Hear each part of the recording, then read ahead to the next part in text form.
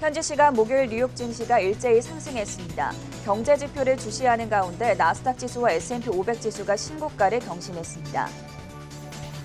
미국의 주간 실업보험 청구 건수가 34만 명으로 집계되면서 팬데믹 이후 최저치를 기록했습니다. 미국의 7월 무역 적자가 700억 5천만 달러로 나타나면서 전월 대비 감소했습니다. 미국의 8월 감원이 15,723명으로 집계되면서 1997년 6월 이후 최저치를 기록했습니다. 유로존의 7월 PPI가 전월 대비 2.3% 증가하면서 월가 예상치를 상회했습니다. OECD 회원국들의 7월 소비자 물가가 전년 대비 4.2% 상승했습니다. 애플 앱스토어의 정책이 완화되면서 스포티파이와 매치그룹의 주가가 상승했습니다. JP모건은 개인 투자자들의 미국 증시 전망이 핵심 변수라고 진단했습니다.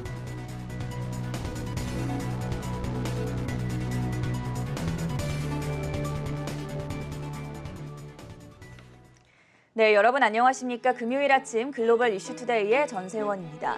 현지 시간 목요일 뉴욕 증시가 30분 전에 마감됐습니다. 3대 지수가 일제히 상승한 가운데 오늘 나스닥 지수와 S&P 500 지수가 사상 신고가를 기록을 했습니다. 어제는 고용지표가 좀 부진하게 나왔었는데 오늘 발표됐던 주간 실업보험 청구 건수가 팬데믹 이후에 최저치를 기록했다. 양호하게 발표가 되면서 지수 상승을 주도했는데요. 먼저 자세한 글로벌 마감 시황 박고은 외신캐스터 연결돼 있습니다.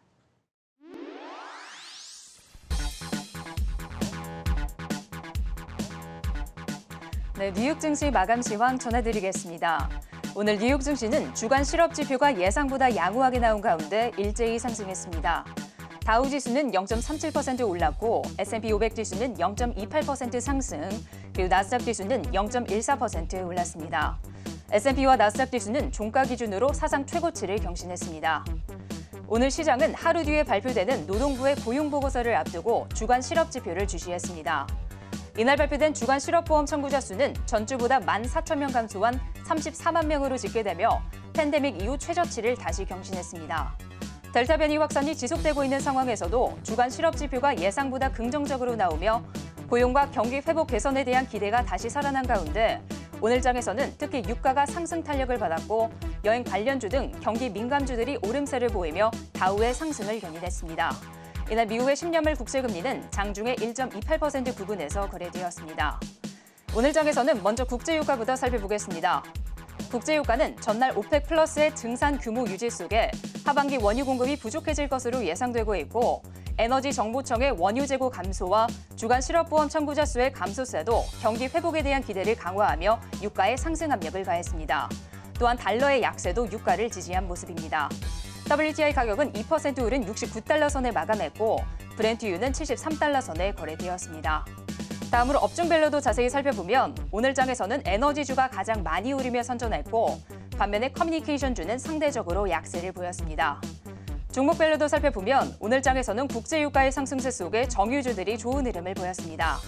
엑슨모빌과 쉐브론은 2% 넘게 올랐고 옥시젠탈 페트롤리움은 5% 넘는 상승세를 보였습니다. 다음으로 펑주도 보겠습니다. 애플은 음악과 비디오 등 컨텐츠 구독 서비스를 제공하는 넷플릭스 또는 스포티파이 등의 이른바 리더앱 개발업체들의 외부 결제를 허용하겠다고 밝혔습니다. 애플은 그동안 앱 마켓 내 자체 결제인 인앱 결제만 사용하도록 하면서 결제액의 15%에서 30%를 수수료로 받아왔었지만 이를 일부 수정해 리더앱 개발사들이 앱 안에 외부 결제가 가능한 링크를 넣을 수 있도록 허용한 가운데 넷플릭스와 스포티파이의 주가는 상승 탄력을 받았습니다. 오늘 장 넷플릭스는 1% 넘게 올랐고 스포티파이는 6% 넘는 급등세를 보였습니다. 또한 이날 에버코어는 애플에 대한 시장 수익률 상회 투자 의견을 재차 지시했고 키방크는 넷플릭스의 하반기 컨텐츠 라인업을 긍정적으로 평가하며 넷플릭스에 대한 비중 확대 투자 의견을 재차 제시한 상황입니다. 다음으로 아마존은 향후 수개월간 전 세계적으로 5만 5천 명의 인력을 신규 채용할 것이라고 전했습니다. 아마존은 새로운 성장 동력을 구축하기 위한 인재 확보에 나선다고 전하며 유통과 클라우드 서비스 등 다양한 분야에서 채용 공고를 냈습니다. 오늘장 주가는 0.4%대 약세를 보였습니다. 한편 월마트의 경우 하반기에 2만 명을 신규 채용하기로 했습니다.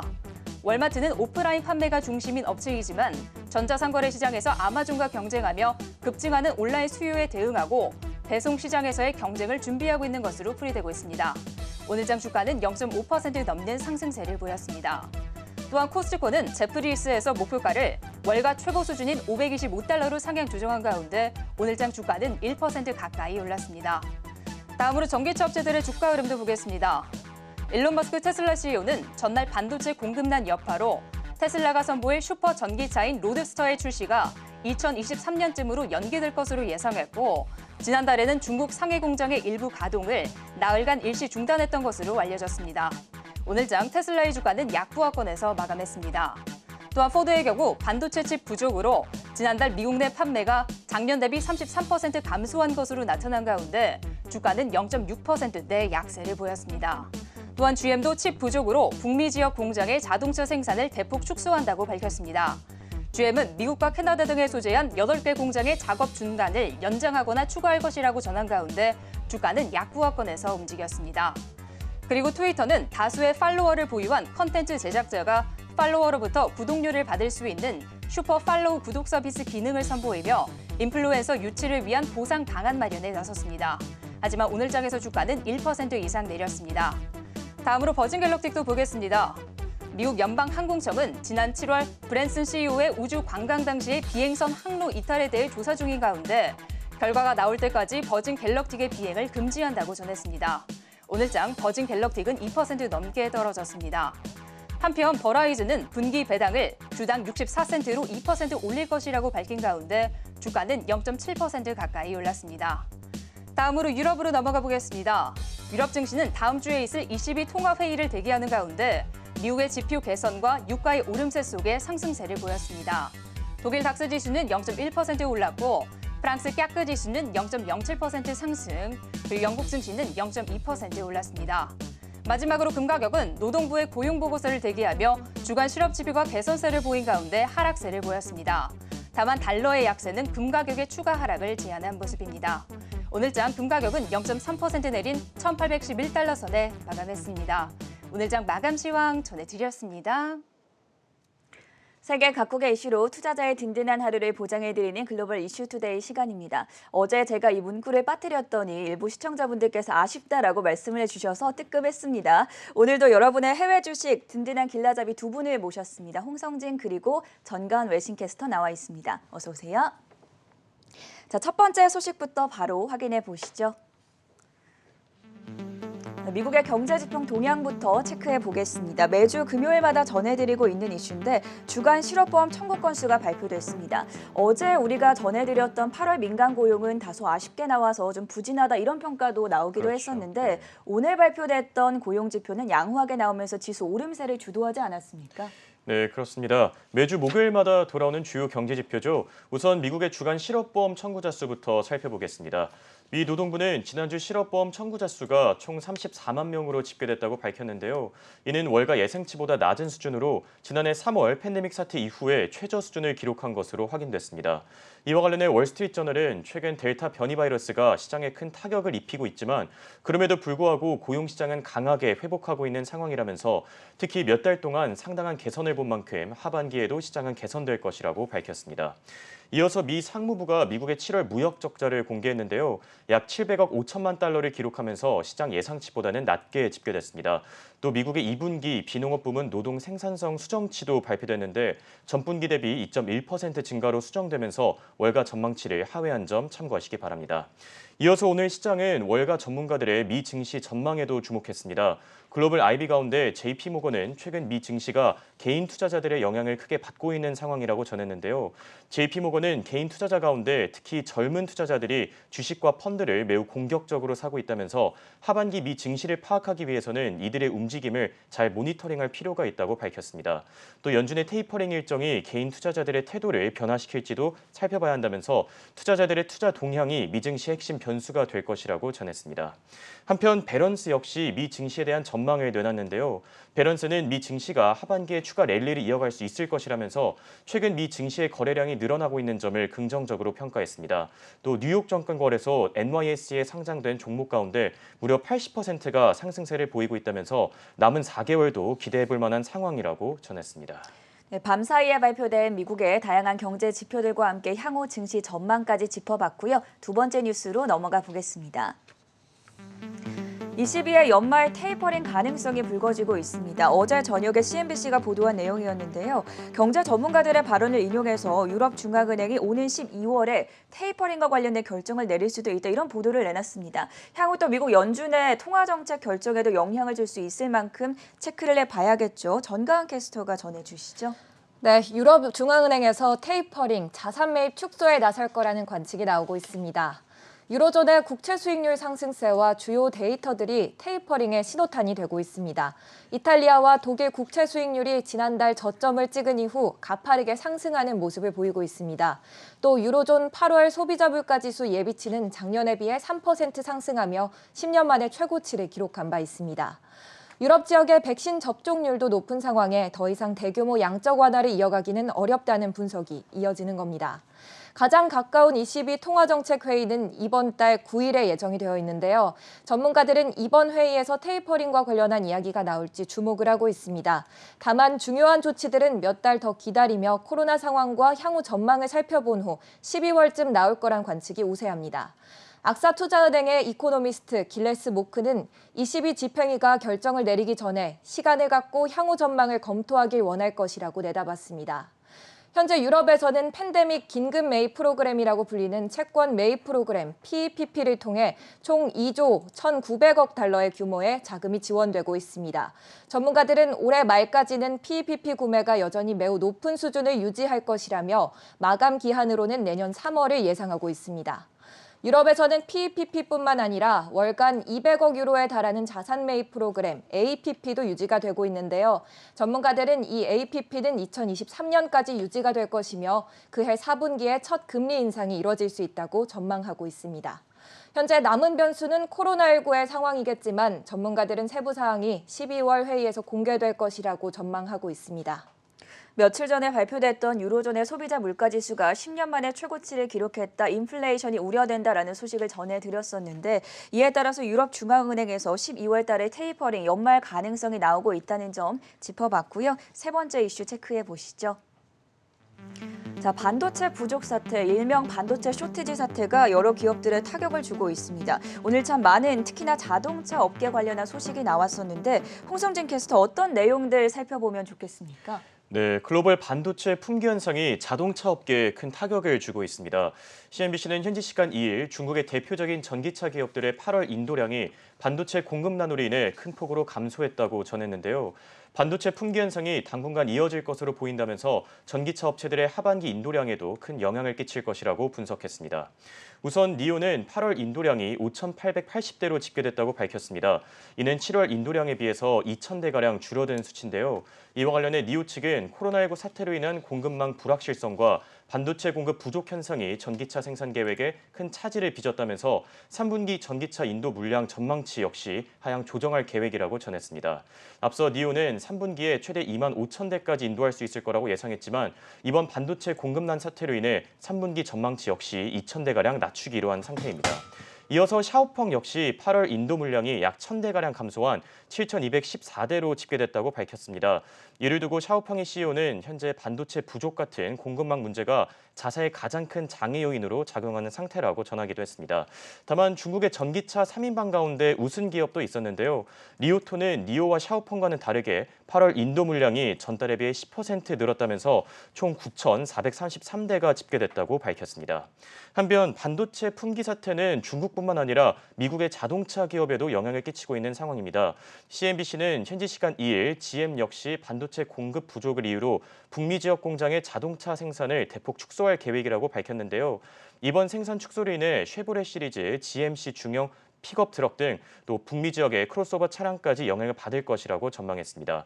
이와 관련해 GM 측은 현재 상황이 매우 어렵고 복잡한 것은 사실이지만 수요가 가장 많은 차종에 미치는 영향을 최소화하기 위해 다양한 해법을 찾는 중이라고 전한 상태입니다. 제너럴 모터스뿐만이 아니라 또 다른 미국의 자동차 업체죠. 포드 역시 비슷한 보도를 내놨습니다. 지난 8월에 미국의 신차 판매량이 반도체 부품 부족으로 인해서 전년 같은 기간 대비보다 약 33% 감소했다는 소식까지 전해드리겠고요. 네 번째 뉴스로 넘어가 보시죠. 오늘 팡 기업들의 주가 흐름이 엇갈렸습니다. 애플과 넷플릭스는 상승한 반면에 페이스북과 아마존 그리고 구글은 하락을 하면서 마무리가 됐는데 그중에서도 특히나 페이스북의 낙폭이 심화되는 현상이었습니다. 악재 소식이 나왔었는데 어떤 소식이었습니까? 네, 데이터 처리 문제로 유럽연합에서 페이스북 소유의 왓츠앱에 과징금을 부과했습니다. CNBC에 따르면 아일랜드 데이터보호위원회는 2일 왓츠앱이 유럽인들에게 개인정보를 어떻게 처리하는지 제대로 공지하지 않았다며 2억 2,500만 유로, 약 3,090억 원에 달하는 과징금을 부과했습니다. 이번 과징금 액수는 아일랜드에서 해당 개인정보보호법이 시행된 이후 나온 최대 규모입니다. 이에 더해 위원회는 왓츠앱의 개인정보 보호 정책과 사용자와의 소통 방식을 조정하라고 명령하기도 했습니다. 유럽에서는 2018년 5월부터 GDPR이라고 불리는 제너럴 데이터 프로텍션 레귤레이션, 개인정보 보호 규칙이 시행되고 있습니다. 인터넷이 생긴 이후 가장 강력한 개인정보 보호 규정이라고 평가를 받으며 IT 업체들이 대체로 그 관리 대상이 되고 있습니다. 지난 7월에는 룩셈부르크의 데이터 규제 당국이 아마존에 이 규정을 위반했다며 7억 4,600만 유로의 벌금을 부과했고 구글도 프랑스 규제위원회로부터 2019년 5천만 유로의 벌금을 부과받은 바 있습니다. 왓츠앱은 이번 결정에 항소를 할 예정입니다. 왓츠앱 대변인은 안전한 개인 서비스를 제공하기 위해 노력하고 있으며 앞으로도 그럴 것이다라고 밝히며 이번 결정이 불공평하다고 덧붙였습니다. 오늘 장에서 페이스북은 1.77% 내려 375.28에 마감을 했습니다. IT 기업들의 규제가 하나둘씩 강도가 높아지는 모습인데요. 앞으로 진행 상황 지켜봐야겠습니다. 아마존과 구글에 이어서 이번에는 유럽연합이 페이스북에 대규모 규제 과징금을 부과를 했습니다. 다른 팡 기업들은 흐름이 어떨지 궁금한데요. 다음 뉴스로 넘어가 보겠습니다. 애플 앱스토어 정책이 완화되면서 사실 저는 좀 안 좋은 소식이라고 생각을 했었는데 오늘 애플의 주가는 올랐고요. 여기에 대한 반사 이익을 얻는 기업들도 상당히 많았습니다. 지금 넷플릭스가 최근 들어서 정말 강한 흐름을 보여주고 있는데 오늘 이 발표에 따라서 또 큰 폭으로 오르지 않았습니까? 네, 그렇습니다. 넷플릭스 또 스포티파이 많은 기업들이 올랐죠. 애플이 앱스토어 정책을 변경함에 따라 그동안 애플과 마찰을 빚은 이 기업들이 주가가 충분히 오른 상태입니다. CNBC는 현지 시간 2일 애플이 앞으로 앱스토어 내 일부 어플리케이션을 대상으로 외부 결제 링크 공유를 허용할 계획이라고 밝혔는데요. 특정 게임 관련 앱을 제외한 대부분의 콘텐츠 구독 앱에서 이 같은 정책을 펼칠 예정이라고 전했습니다. 앞서 애플은 그동안 인앱 결제 방식을 두고 수많은 기업들과 법정 다툼을 벌인 바 있습니다. 애플은 앱스토어가 탄생한 2010년 초부터 사용자들이 앱스토어 내에서 각종 결제를 할 경우에 애플의 자체 결제 시스템을 사용하도록 강제한 바 있는데요.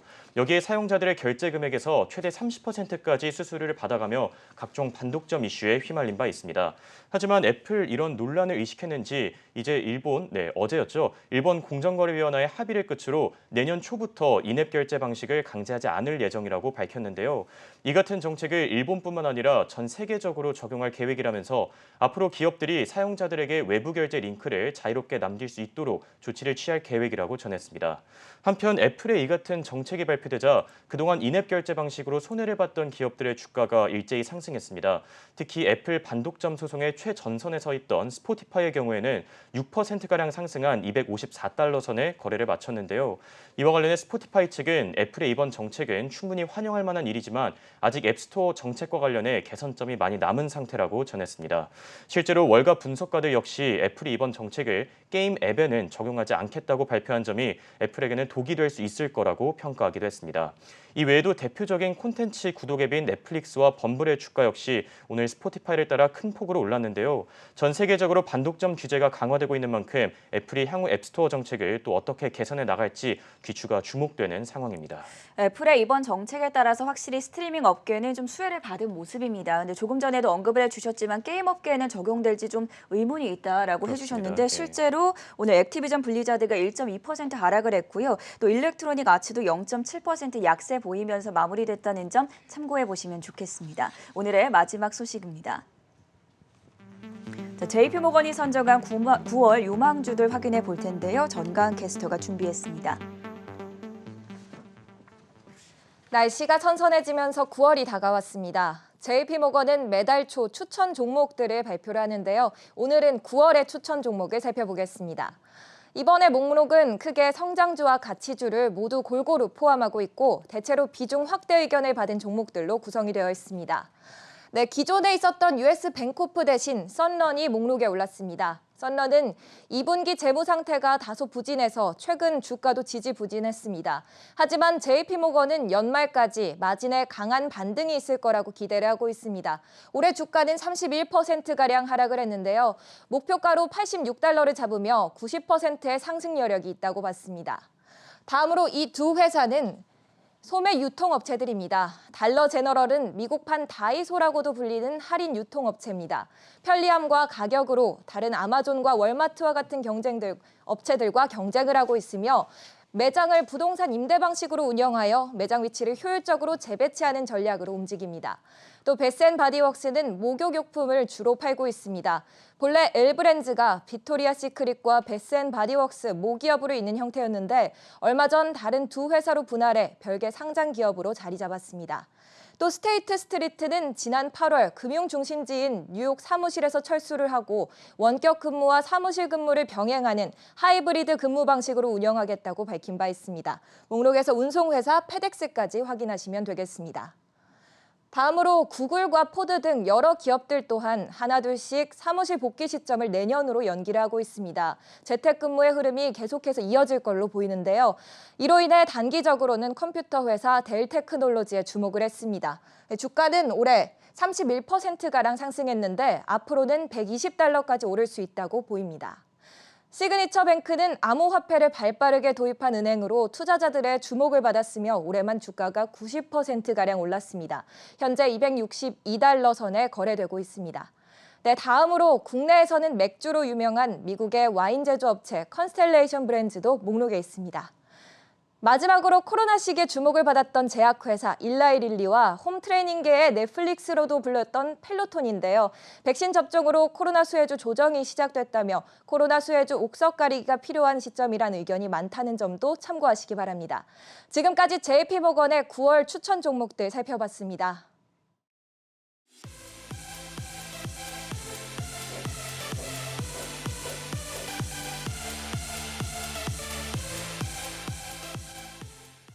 네, 이번에는 현장 특파원 리포트 시간으로 중국 현지 분위기도 살펴보겠습니다. 한국경제신문의 강현우 베이징 특파원 연결돼 있습니다. 먼저 전일 마감했던 중국 증시 특징적인 사안부터 전해주시죠. 네, 어제 상하이 종합지수는 0.84% 오르고 선전 성분지수는 0.26% 내리면서 중국 증시는 혼조세를 보였습니다. 홍콩 증시와 본토 증시를 연결하는 교차 매매 시스템을 통해서 본토 증시로 들어오는 외국인 자금을 뜻하는 북향 자금은 어제 상하이에서 44억 위안, 선전에서 7억 위안을 순매수했습니다. 어제 하루 외국인 순매수 규모가 51억 위안으로 9,100억 원에 달했습니다. 이번 주 들어 어제까지 북향 자금 순매수 규모는 230억 위안으로 4조 원이 조금 넘습니다. 중국 당국의 민간 부분 전방위 규제와 미국의 테이퍼링 이슈로 중국 주식을 떠났던 외국인들이 다시 돌아오는 모습입니다. 업종별로는 태양광과 풍력 같은 신에너지주들의 상승세가 지속되고 있습니다. 최근에 이 시진핑 주석의 산불 정책으로 시작된 공동부유라는 키워드가 관련 산업에 적잖은 타격을 주고 있는데요. 향후 결과적으로 살펴봤을 때 중국 산업과 경제에도 긍정적이지만은 않을 것 같습니다. 시진핑 주석이 이런 공동부유를 외치는 진짜 속내는 무엇이라고 보십니까? 시진핑 중국 국가주석이 작년에 공동부유를 30번 거론했습니다. 그전까지 한 해에 대여섯 번 하던 걸 대폭 늘린 겁니다. 그리고 올해 들어선 벌써 70번 가까이 공동부유를 꺼냈습니다. 중국이 작년 하반기부터 민간 부문 규제를 대폭 강화하고 있는데 이런 규제들은 다 함께 잘 살자는 공동부유라는 키워드로 해석할 수 있습니다. 빅테크 반독점 규제는 경쟁을 촉진해서 소비자에게 돌아가는 혜택을 늘리겠다는 거고요. 사교육 규제는 기회의 균등을 보장하겠다는 겁니다. 부동산 투기 금지도 마찬가지입니다. 이렇게 부자에게서 빼앗아서 인민에게 나눠준다는 식의 공동부유 정책은 중국 국민들에게 상당한 호응을 얻고 있습니다. 하지만 말씀하신 대로 이런 분배 위주의 사회주의 정책들은 경제 주체들의 의욕을 떨어뜨릴 가능성이 매우 큽니다. 중국 대표 기업들의 경쟁력도 손상될 전망이고요. 시 주석과 공산당도 이런 부작용들을 잘 알고 있을 겁니다. 그럼에도 공동부유를 전면에 내건 것은 내년 3연임에 도전하기 위한 기반 다지기라고 보는 해석이 많습니다. 앞서 장쩌민과 후진타오 주석은 5년 임기를 2번씩 하면서 10년간 집권하고 물러났습니다. 시 주석은 이들을 뛰어넘어 신중국 건국의 주역인 마오쩌둥과 개혁개방 시대를 연 덩샤오핑의 계보를 잇겠다는 계획입니다. 시 주석 독주체제가 이미 갖춰진 것처럼 보이긴 하지만 공산당 내부의 권력 투쟁은 여전히 진행 중이라는 분석도 많습니다. 시 주석은 공동부유를 강조하면서 내부에서는 반대 세력의 비판을 견제하고 또 국민들에게는 빈부격차를 줄이겠다는 메시지를 계속적으로 주면서 내년 가을 3년임을 결정하는 당대회를 준비할 것으로 보입니다. 공동부유의 세부 사항들과 함께 시 주석이 이 공동부유 정책을 추진하고 있는 진짜 이유에 대해서 살펴봤고요. 마지막으로 투자자들이 알아둘 주요 일정과 이벤트까지 짚어주시죠. 네, 다음 주에는 화요일인 7일에 8월 중국 수출입이 나오고요. 이어서 목요일인 9일에는 8월 물가 상승률이 발표됩니다. 중국은 코로나19를 비교적 일찍 통제하고 코로나19로 고전하던 선진국에 대한 수출을 늘리면서 경제를 빠르게 반등시켰습니다. 이제 선진국에서 백신 보급이 확대되고 경제가 안정되면서 중국 경제 회복을 이끌던 수출이 눈에 띄게 둔화되고 있습니다. 작년 같은 달 대비 수출 증가율을 보면 6월 32%에서 7월에는 19%로 뚝 떨어졌습니다. 8월 수출 증가율도 둔화세가 이어질 전망입니다. 물가 부문에선 생산자 물가인 PPI 증감률을 눈여겨보셔야 할 것 같습니다. 생산자 물가는 도매 가격을 뜻합니다. 대비되는 개념으로는 소비자 물가인 CPI가 있습니다. 글로벌 원자재 가격이 상승하면서 중국의 PPI는 5월 9%, 6월 8.8%, 7월 9%로 고공행진을 하고 있습니다. 반면 소비자 물가 상승률은 1%에 그치고 있습니다. 내수 수요가 부진하다는 뜻입니다. 이렇게 PPI와 CPI, 도매 물가와 소매 물가 격차가 심하게 난다는 건 기업들의 실적 부담이 커진다는 얘기입니다. 또 세계의 공장으로 불리는 중국의 PPI가 올라가면 글로벌 인플레이션을 자극할 수도 있습니다. 지금까지 베이징에서 한국경제신문 강현우였습니다. 고맙습니다.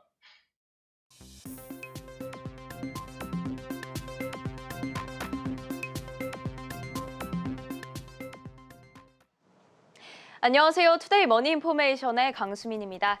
9월 3일 금요일 주요 일정 전해드립니다.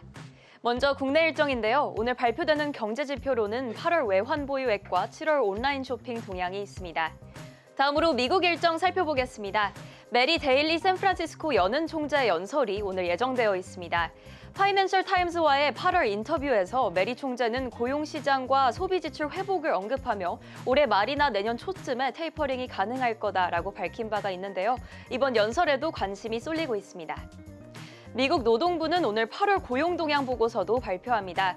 비농업 부분의 고용자 수 변동, 제조업 임금 변동, 실업률 등이 함께 발표되는데요. 이런 지표들은 미국 연방준비은행이 이자율을 결정할 때 판단 기준으로 작용하기 때문에 참고하시면 좋을 것 같습니다. 전미 공급관리자협회 ISM은 8월 ISM 비제조업 지수를 발표하는데요. 서비스업뿐만 아니라 사회 기반 산업이나 소매업, 주택 건설업, 금융업 등 미국 경제의 90%를 차지하는 비제조업 부분의 경기를 반영하는 지표입니다. 8월 서비스업 및 합성 구매 관리자 지수 그리고 주간 원유 채굴 장비수도 오늘 공개된다는 점 알려드립니다. 마지막으로 실적 발표 일정입니다. 현지 시간 3일 미증시 개장 후 미국의 전자서명 기업 도큐사인이 실적을 발표합니다. 지금까지 주요 일정 살펴봤습니다.